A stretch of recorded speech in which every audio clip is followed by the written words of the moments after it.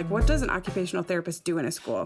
Well, we do a lot of handwriting, which is almost a pet peeve of mine. Not that handwriting is not important, but you see a lot of times people that just assume there's a problem with handwriting and they're like, oh, there's a motor problem.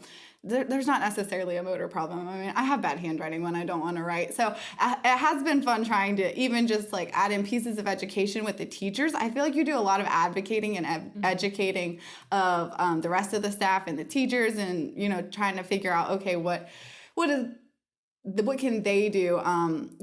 You need a lot of communication to really make it work in the schools. So we do a lot of that, and then I think sensory integration has been getting huge in the schools. I know in North Carolina last year they changed like the qualification for an autism like diagnosis in the school system, and now you have to have a sensory profile and they have to have sensory issues and stuff. And that's just a really new area still. Like in OT, like it's like, oh, we learned all about it, but people just aren't as familiar with it as I just assumed everybody would be coming out of OT school.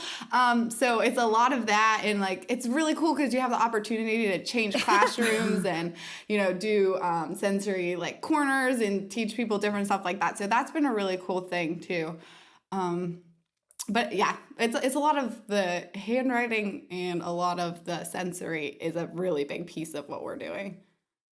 Okay. And then That's really interesting. Yeah. Are you going into classrooms then generally, or do they come out with you and go into a different room, or what does that look like? So a lot of the kids, most of the kids sessions are one-on-one, so they'll come out, but then you're going into the classroom, to see them or to pick them up, and then you're kind of going in after the session and talking to the teacher and telling them what you've done, what you're working on, how they can collaborate and they can carry it over.